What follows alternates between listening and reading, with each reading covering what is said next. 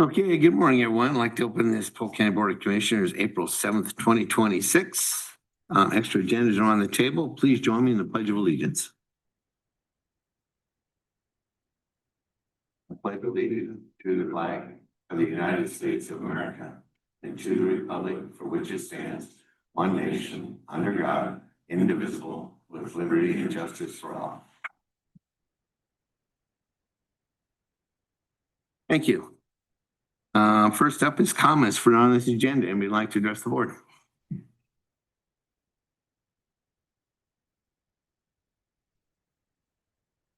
So please give your name and address. It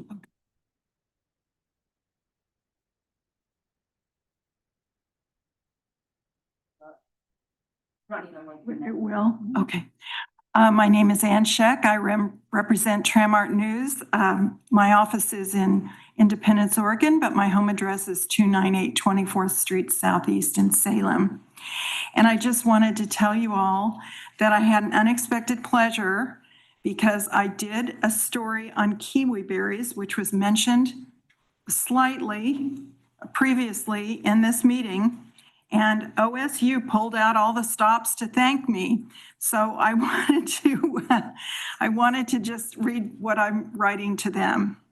Dear courteous crew of OSU Agricultural Research, I will drop off the kiwi berries for consumption by the county commissioners and staff. Thank you for your recent email thanking me, and not just the email, but for being so gracious to allow me to continue to pursue you for your knowledge base, Dr. Lucas, and to give me such a nice welcoming, Dr. Young, when I stopped by after failing to connect. I have secured some of these kiwi berries and they are delicious. What a great product. I will bestow them on the county commissioners Tuesday. They are so good, and that if I didn't do it soon, they would all be gobbled up.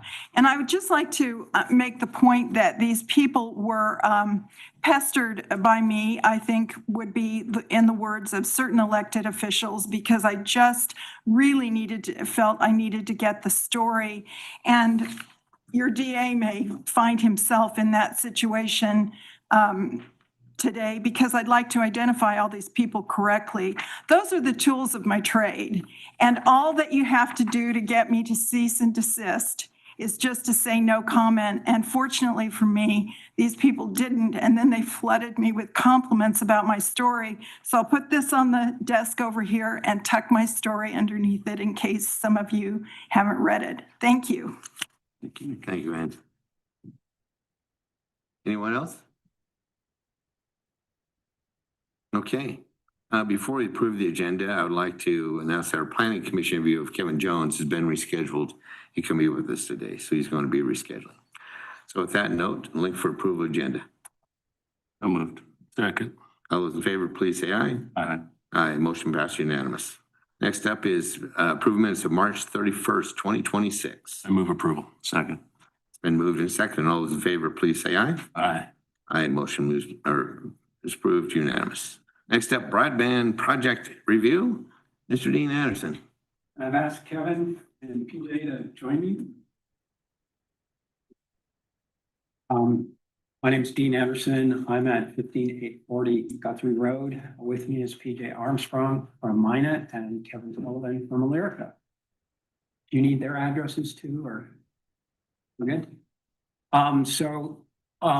I just am going to give you a summary of the projects that we've done over the last several years. And I've got a set of slides and a PDF that I've sent out a couple of days ago, just to clarify where we're at.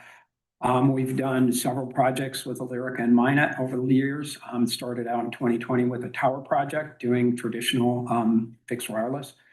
We then did several projects with Elyrica and Minot, the North Dallas Tarana project, Minot Rickrell Greenwood Road project, and the Minot South Dallas project, and the recent Elyrica Temperance Tarana project.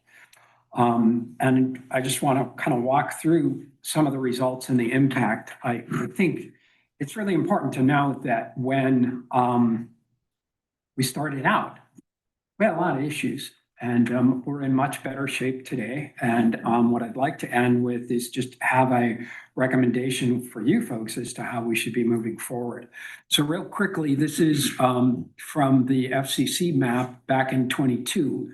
This is the first location map where they identified all of the underserved and unserved in the county. It's pretty widespread. Based on that, that's right, thank you. Based on that, we did the power project with Elyrica. And most of those, the vast majority of those areas are getting now being underserved rather than unserved. So of the unserved areas, these are what is remaining as a result of that tower project. So things went pretty well there. We then did the projects with Minnet and Elyrica following up. We did these two projects, which were fiber, which max up and down 2,500, 2,500. And then the Tirana projects, which are 400 down and 50 up, which puts both of these projects meet the broadband requirements from the feds. As a result of that, here are the actual customers, and I'm sure Minnet and Elyrica, there's lots more, but this is from a couple months ago.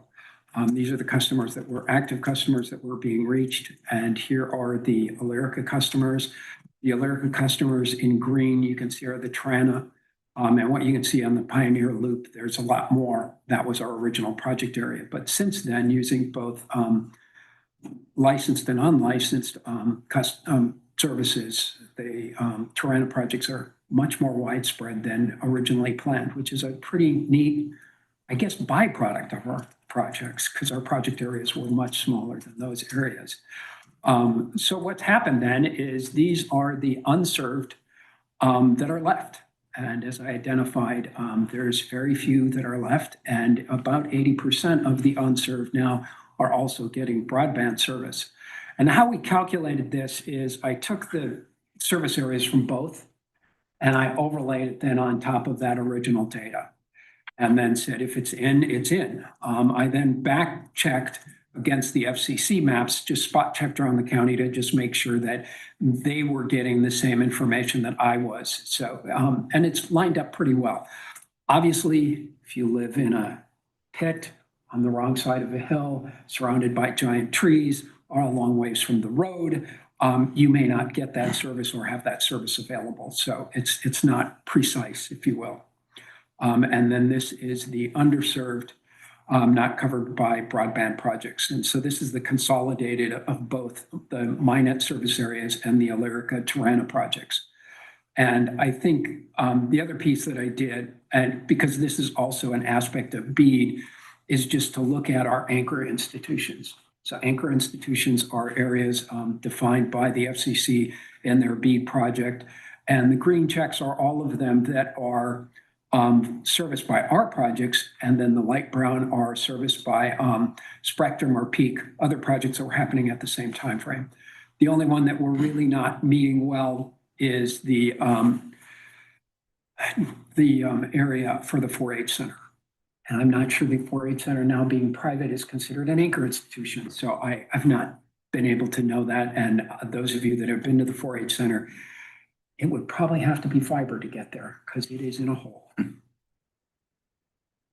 Moving forward, just in looking at things as identifying areas and opportunities, these are kind of the 4 clusters or 5 clusters, if you will, that are sort of left. Starting up in the northeast part of the county, Comcast has gotten a BEAD project for the Salem School District, which should hit much of that area.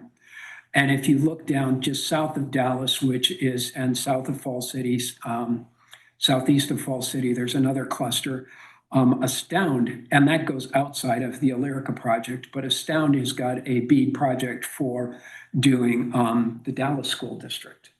I'm not sure about which things in Astound. Astound is doing a modified proposal to BEAD.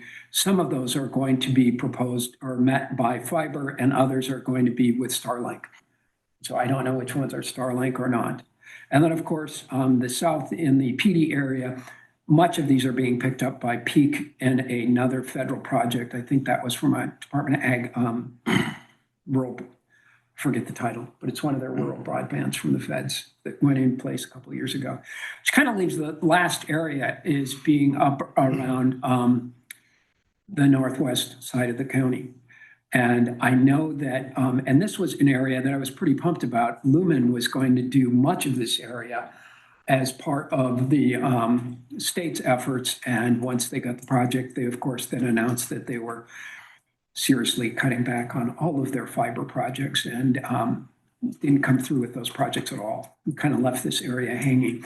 I do know that the tribe is working with a nonprofit and has gotten some federal grants to do fixed wireless up there.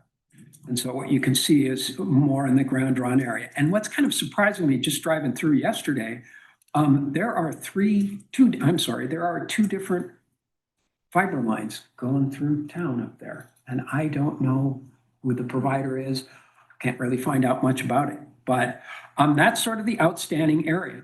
And as far as recommendations then on moving forward, my feeling is that other than the northwest corner, we're pretty well covered. My slides are not going to slide down, but that's okay. I'll just read it. So moving forward, my thought is that, well, before we do that, do you have questions on the projects that we have in place for either Alerica or Minot? Gentlemen? I just curious about the Yellow Hills project. What's this, is that, It's done. it's all done? Yeah. So we're all good? Yeah. Great. Yes. And the name of that, I started to use what the folks at Alerica had, which was the Temperance Hill. Is the area. But yes, that project has finished up. And that's really where you can see on the northeast part of the county, northeast part of the county is far more blocked in from that tower. They were able to get the tower up a little higher than originally proposed, which gave them a much larger area of coverage. So are these gentlemen here to help you with the presentation, or are they just here to answer questions? They're here to answer questions. Okay, here we go then. For both of you, I'm interested in knowing your perspective on our coverage, irrespective of these maps that I think they're the most that we've ever had, but they're all based on some other platform that I don't think I would trust. I'm confident you don't either. But based on what actual consumers want and their outreach to you, are we winning? Are we still playing the game, or are we, for you guys, are we scaling back on advancing anything more? Well, I actually did an investigation on this the last month. So there's a investment group that goes around, they analyze counties for opportunity, and got a chance to go meet with them 2 weeks ago. And so they did a presentation on Oregon and how underserved different locations were. And they said Polk County is the most served county in Oregon. And it has a different metric. Put that in the winning box. So that was pretty exciting to me, because it felt like, our partnership has really been working. So that was my impression, is that Dean's pretty close on these maps. They seem very reflective of reality. So that's my impression. I would say, Rick Rail, we're about 50% penetrated for the number of passings, which is pretty good considering the timeline that we're at and, what the people have out there. South Dallas is a little bit newer, but, being that it's all terrestrial and fiber-based, the product is really good.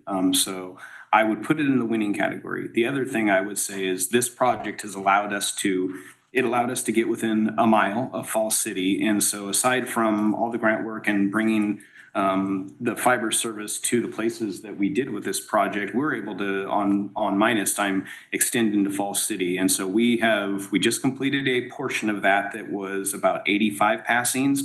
We're moving into a second phase of that will be a little bit more. Should define passings for those number listening. of available homes that we can service, homes or businesses that we can service. So we're potentially, right now, we're probably 110 maybe potentially that we can serve, and we're building a section that will be about 100 more. So this project has also allowed us to get into Fall City and offer that same level of service to them as well. Still growing. Still growing, yeah, And- absolutely. And now, I'm guessing, Kevin, for you too, it's now on your dime. Yeah, Yeah. yeah, no, but it's been, the reception for the residents in that northeast area has been better than we expected. We knew there was some need up there, but I went and spent a day with the installers and a lot of very happy people. So it was very encouraging. And the coverage was, we were able to get a spot that we hoped we could get, but we weren't sure. So when we did the first analysis, we predicted a little bit less just to make sure we could get the numbers. But we wound up covering about twice as many homes as we expected. And it's been phenomenal. Yeah. I think I would just share for the record, my experience in this process has been, I've been delighted with our relationship from day one. And with Dean's help, I mean, he's been phenomenal at leading our policy interest here and helping us guide the money that, not a lot of money, but we had some available through the CRP and ARPA dollars. And I've been quite amazed, actually, to the point you're making about that. I mean, I've said it for a long time that, Polk County is leading in this process. And we heard the outcry when COVID hit us and everybody was forced to stay home. And we knew that this was going to be a huge problem. But I've been amazed at how few counties picked that up. And I've talked to a lot of my peers around the state and said, you need to, and of course, we were already working on relationship building with you all and trying to figure out what could we do? How could we make it, more robust? Knowing full well that this is government talking to private sector, and you could do whatever you want. But I've been amazed at how well it's worked. And maybe it's just we had unique opportunity in Polk County that other counties simply couldn't have. But I think we've all seen a lot of elbow throwing through the process over, across the state and across the nation. And I just want to make certain that folks understand what a terrific opportunity this has been in our relationship together to help serve so many people that simply said they had no other choice except maybe satellite in some cases. And again, we're trying to, emphasize more about the rest of the companies besides yours that are trying to do things in Polk County to make sure that everybody gets the service that they really need. I honestly can't imagine, Kevin, living without your service right now. So I've been a very grateful Lyrica customer for a while now, and I can't imagine, living where I live and not having that opportunity. So anyway, I wanted to say I'm grateful. I appreciate that we've had this relationship. You guys didn't have to do that. And like I said, I've been surprised it's been so hard for others. Yeah, I do think Dean Anderson has been a big part of the success here. I mean, obviously the commissioners and support, I think all you guys have been very, it's been a great partnership, like you said. I do think Dean's pretty exceptional with the ability to pull the mapping together and do prediction that, and then just understand what's going on at all the different levels. So I do think that you have something special here. Yeah. I can't add a whole lot more to that, but just echo the same thing. Yeah, I mean, it's been great working with Dean throughout this entire process. Thank you. I remember in 2018, when I was still mayor of Fall City, hearing presentations from, I think it was Greg and could have been Dean about the project, especially with Lyrica. And boy, and then when the pandemic hit, we really saw the travesty of the lack of service. Really, really happy with Lyrica's service, and then getting a fiber provider into the area too a bit later was super helpful. I am curious on some of your thoughts because I serve on the Oregon Broadband Advisory Council about the BEAD process, and some projects were announced, and I think it was a low cost threshold requirements that sort of pushed out fixed wireless, if I'm not mistaken. In favor of satellite, which is obviously cheaper per location. But and that is heavily, those projects were awarded in the western rural parts of the county in Perrydale, Sheridan, Willamina, which is better than nothing. But I was a little disappointed in that process because it would have been nice to kind of continue the fiber fixed wireless kind of ratio in We Polk had County. contacted the providers up there. Astound is actually right across the county line and just kind of say, guys, you could just. Yeah, And yeah, just threw pencil out for a lot of folks to, in that competition environment. right. Well, thank you both. Appreciate it. Well, the other thing I would emphasize, and I don't mean this to be a bash on government in general, but the bigger the government, the harder it is to meet the goal. And when you're doing things from a federal level, obviously it's a scramble for dollars, but here we were in a place where we could say, look, we have some opportunity. We started out small, but realized that when we had some windfall of assistance, that this was the direction that we need to spend the money. So I'm very grateful for that.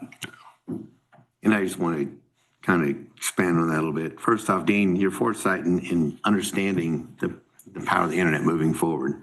And Commissioner Polk, to your credit, taking the leadership and pushing this through to where we've got it today is amazing. And I was appointed in 2019. So, and I remember when you were first starting with Broadband, I come in here, you were having the meetings with all of our partners, providers over at the meeting, and you had that room full. And two businesses stepped up, Illyrica and Minet. And so for every time there was a Zoom meeting, I had to come to my office. I'm on top of Viola Hills. Today, there's a tower a half a mile from my house. It's amazing. So I can't imagine life without Illyrica. So thank you very much. And thank you too for what you've done to get us here. I remember when COVID hit and our wonderful governor kept saying, well, all you have to do is go online and you'll find out the latest. We kept pointing out to her less than half of Polk County had the ability to go online, let alone just whether they did or not, they didn't even have the ability. And today to see these maps, that's just for your leadership, guys. And Commissioner Polk, thank you very much for this. It was amazing to see where we are. So again, for everything you've done and to get us where we are, all of you, thank you very much. Yeah, hopefully we don't have too many people going down to a library parking lot to use the internet these days.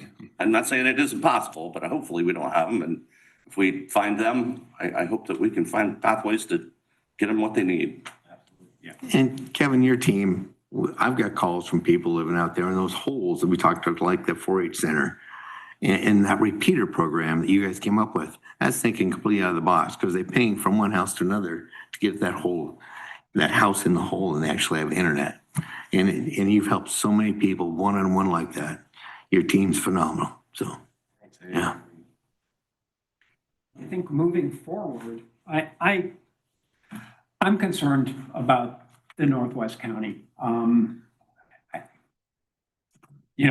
Prior to the current low-cost approach, there were some very serious technical concerns with the Starlink as being a provider.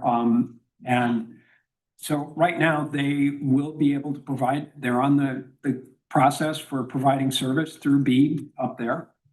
And that certainly is one alternative. A second alternative is that there is another organization, Rural Prosperity. They've got a federal grant that allows them in rural areas to work directly with ISPs on the planning process. I don't know how far down the road they can help the ISPs to do that. What I'm recommending is that we notify all our ISP partners that were with us since 2018, 19, and let them know that they're out there and that they can provide that, and it is a paid for service. They're looking to spend their money. They've got the money. I would like to do that. I think inviting everybody to a meeting and doing that interview, being that puts folks stepping up in front of other folks with competition, I think it might be just best to introduce Rural Prosperity to these organizations. Joe, the guy that is leading that effort for Rural Prosperity, he's been leading the statewide BAT group since the beginning. He's from an ISP. He knows what it is. He's from the eastern part of the state. He understands the rural requirements and some of the challenges there. Those guys seem to be pretty much on top of stuff. they are providing that as a service. My recommendation is that I send out an email to all of those contacts and let them know that that's there and provide that introduction. Again, the other two alternatives is have a meeting and have everybody get together, which how I feel about meetings. And then the third alternative is just to let it go and say Starlink's going to take care of it. I'd like to be a little more proactive. So I'm looking for a recommendation from you folks as far as moving forward to introduce the rural prosperity folks to those organizations. And at that point, I'm done. Is that a USDA program, Dean? That they got their funding from? Yeah, I apologize. that's okay. I don't remember. I can get you hooked up with them. They had contacted Craig, a month or so ago and just said, we'd be happy to come talk to you folks. I relayed after meeting them that who they really like to talk to is these folks. And that I'd be happy to, based on recommendations from you folks, I'd be happy to make that introduction and get them hooked up with those folks to see if there's things they can do for them. In that program, just so I understand it, is they will pay for planning costs They to would play look for at feasibility for. assistance, in provided that rural area, and I can't imagine that the Grand Run area doesn't meet that specification. Right. But I will follow up with them. And it is a grant they got. I was right at the same time that all the other ARPA grants were coming out. I don't know which grant they got that through, but it is for the rural state of Oregon for them to help out. And they've helped out a number of counties where a county is taking that lead. But I can pass your name on to them and they can clarify for you if Okay, you'd like. I can look, that's okay. I think it's a good idea. If there are locations with one option being Starlink, it's better than nothing. But I think given what we've learned here, competition and options is best for the consumer, especially when, these BEAD funded projects have taken out the middle class affordability option. So if you have one option, that cost to the consumer is not controlled by the program at all. Still might be affordable. I just don't know. But I would support more activity there for sure. And we could offline talk more about Starlink because I have feelings, but they're my own, not official. So I support the recommendation that you do the outreach one-on-one and not have a meeting. And because again, I don't know that they're going to get the same benefit out of that than they would if you just did direct outreach. And I do concur that we're done. As a county government, I think that we've probably gone as far as we can go in a reasonable cost per service. So beyond that, it's up to the providers to make their choices and decisions with whatever assistance that the federal and state government brings along. So I support that. I'm totally on board too. And just for the record, I'm just looking and going through my thoughts back in 2019 and 2020 when we were first putting this out. Our goal was 24 and 3. And look at the speeds that you have today. The upgrades that's happened over this short time period has just been astounding. It's just off the chart. But I know 24 and 3, that's almost laughable thinking now. It's, My services, we'll step up. You are not underserved, Craig. I am not underserved. You are served. I have the traditional broadband from Alerica. Yeah, not mine. It works just fine. We love the fiber. I mean, you can't beat it when you're in town. No. But those outside, from moving to town to the country, and you push the button, you pour you a cup of coffee and you watch the bottom of the page fill out, you moved to the country. So it's nice seeing, now we're almost to that same speed. It's just instantaneous. So thank you all for your efforts. Again, Commissioner Polk, thanks for you two seeing this and getting us so far ahead of the rest of the state. Because we had those projects, you all had those projects ready to go. We're just waiting for the state to get their act together and fund it. I mean, that Eola Heights one took forever. So thanks for putting us to where we are. So congratulations, thank you. Thanks for your Thanks, visit team. and support it. Yeah. Appreciate it. Good job, Dean. Thank you. So any non-listed items today? No, sir. Okay, with that, we're adjourned.